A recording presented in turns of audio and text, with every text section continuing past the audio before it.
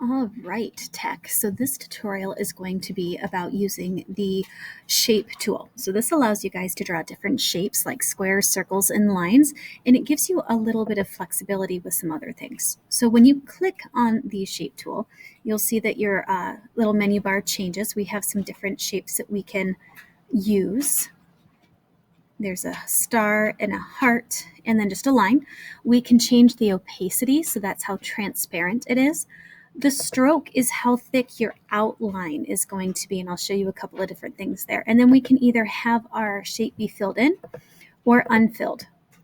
Now, your color palette down here, I want to bring your attention to that. So your top color is going to be your outline color, and your second color, the bottom one, is going to be your fill color if you're filling. So I'm going to go ahead and just change this to a black one, and I'm going to show you guys a couple of different things. So I'm going to use the rectangle, and I have my fill on with a 4-point stroke. So when I go in and I make this rectangle, you can see that I've got my black outline and my yellow fill. Let's say I don't want my black or my outline to be black. I need to make sure that those are both the same color.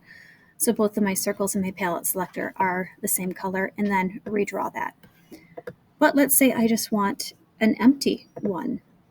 I'm going to go back to black for an outline, and I'm going to select no fill for this one.